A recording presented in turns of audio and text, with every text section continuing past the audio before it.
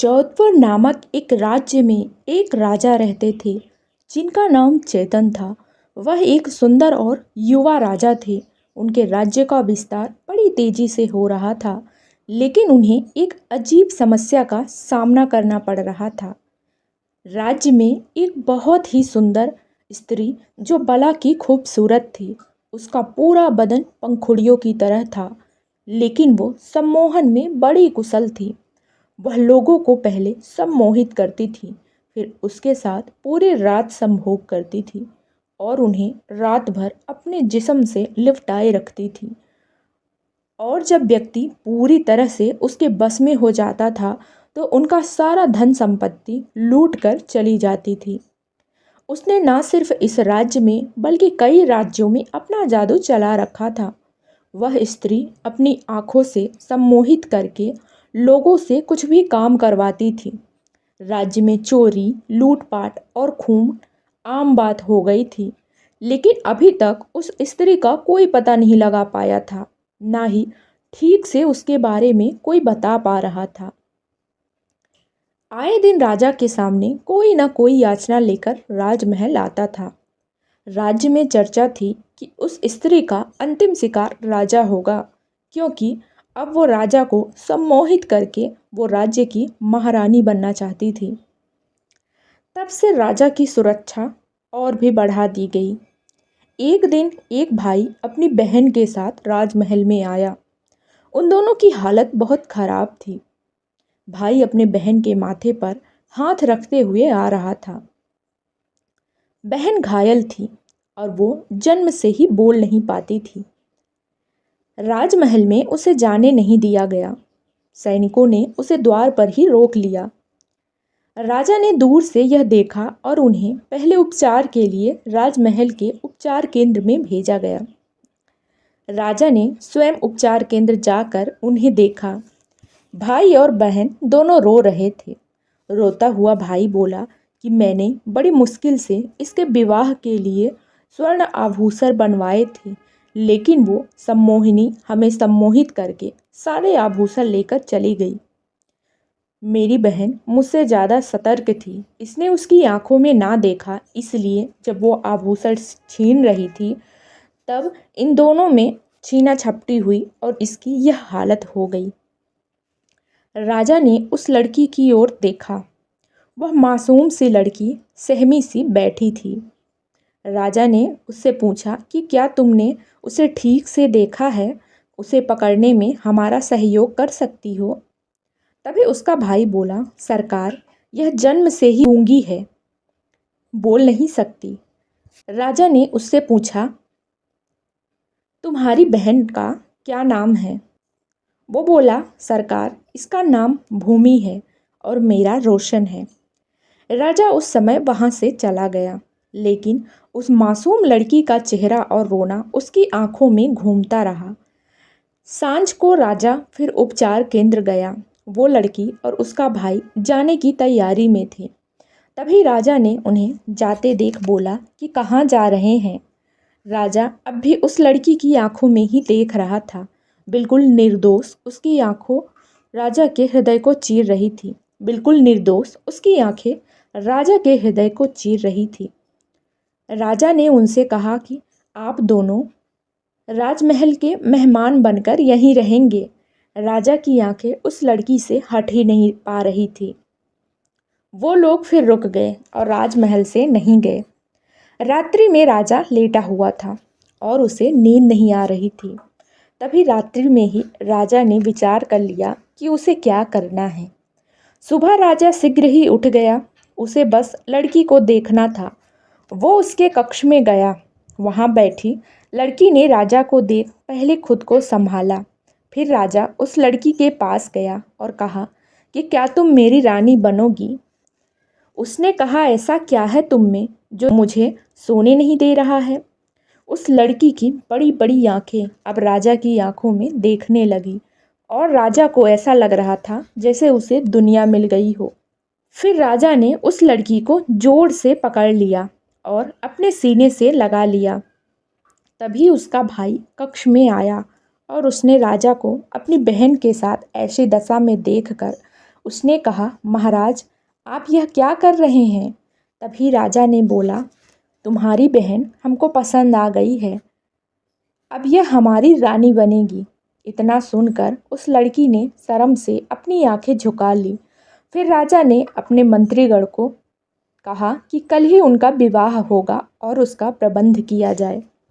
राजा के महामंत्री को यह खबर खुशी के साथ थोड़ी संकोची भी लगी। तभी थोड़ी देर बाद अचानक द्वार पर एक लड़की बहुत रो रही थी और जब महामंत्री वहां गए तब उन्हें पता चला कि वो लड़की भी बोल नहीं सकती थी। वो इशारों में कुछ समझाना चाह रही थी। थोड़ी देर बाद समझ आया कि उसका भाई सम्मोहनी के बस में है, ऐसा वह कहना चाह रही है। महामंत्री को अब शक होने लगा। उसे पता चल गया था कि यह उसकी असली बहन है और राजा भी अब सम्मोहिनी के बस में फंसते जा रहे हैं। राजा एक पल के लिए भी उसका साथ नहीं छोड़ पा रहा था। सम्मोहिनी भी राजा को इस हालत में देख बहुत खुश हो रही थी। वो सोच रही थी कि यह राजा तो अब मेरे लिए मरने को भी तैयार हो जाएगा, बस मुझे इसे इसी तरह सम्मोहित करके रखना होगा। महामंत्री सोचने लगा कि राजा को अब इस स्त्री के चुंगल से छुड़ाना होगा, लेकिन कैसे? तभी वह कुछ सोचने के बाद वो राजा के पास गया और कहा कि राजा, कल आपका विवाह है और विवाह के पूर्व कुछ रस्में और शगुन होते हैं, इसलिए विवाह के पूर्व आप ऐसे रानी के साथ एकांत में नहीं रह सकते। उस स्त्री ने महामंत्री की ओर देखा, लेकिन वो अपनी आंखें नीचे करके ही रखे रहे। उन्हें पता था कि अगर एक बार उनकी आंखों में उसने देख लिया तो वो भी उसके वश में आ जाएंगे। महामंत्री के कहने पर भी राजा नहीं मान रहा था। फिर महामंत्री ने कहा कि यह सब आगे आपके विवाह के सफल होने के लिए ही है, और फिर एक रात्रि की तो बात है, उसके बाद पूरा जीवन पड़ा है। महामंत्री के बहुत कहने पर राजा अब मान गया और वहां से जाने को तैयार हो गया। सम्मोहिनी की उस समय विवशता थी कि वो कुछ बोल नहीं सकती थी, क्योंकि वो यहाँ गूंगी बनकर आई थी, इसलिए कुछ बोल नहीं पाई और राजा वहाँ से चला गया। फिर महामंत्री राजा को उसके कक्ष में ले गए। उन्हें पता था कि राजा को सच बताने से कोई फ़ायदा नहीं है, क्योंकि राजा उनकी बात नहीं मानेगा। उन्हें किसी तरह से सम्मोहिनी के मुंह से कुछ बुलवाना पड़ेगा, इसलिए उन्होंने कहा कि अब से मंडप तक रानी आपको देख नहीं सकती, नहीं तो बड़ा अनर्थ होगा। इसलिए मैंने निर्णय लिया है कि हमें रानी की आंखों में काला कपड़ा बांधना होगा। राजा की हालत एक पागल से कम नहीं रह गई थी। उसने कहा, आपको जो सही लगता है करें, लेकिन कल मेरा विवाह कराएं और अधिक विलंब नहीं करें। फिर महामंत्री ने कुछ महिलाओं को उस सम्मोहिनी के कक्ष में भेजा। फिर उन्होंने उसकी आंखें काले कपड़े से बंद कर दी। साथ ही दो स्त्रियां वहीं रहीं ताकि वो खोल नहीं सके। सम्मोहिनी विवश थी, क्योंकि वो बोल नहीं सकती थी, वरना उसका भेद खुल जाता, इसलिए वो चुप रही। अगले दिन मंडप सजाया गया था। राजा आतुरता से वहां उसकी राह देख रहा था। फिर थोड़ी देर बाद दुल्हन को लाया गया। उसकी आंखों पर काला कपड़ा था। फिर मंडप पहुंचने पर कपड़ा हटाया गया। जैसे ही कपड़ा हटा, सम्मोहिनी को कुछ दिखाई नहीं दिया, जिस कारण उसे पीड़ा और क्रोध आने लगा, क्योंकि उसकी शक्ति तो आंखों में ही थी। वो जोर से चिल्लाई और उसने कहा, महामंत्री, तूने मुझे अंधा कर दिया, ये तूने क्या किया? ऐसा कहकर वो इधर उधर हड़बड़ाकर दौड़ने लगी। वह चिल्लाती रही, तूने मुझे अंधा कर दिया, तूने मुझे अंधा कर दिया, यह क्या किया तूने? फिर सारा मंडप बिखर गया।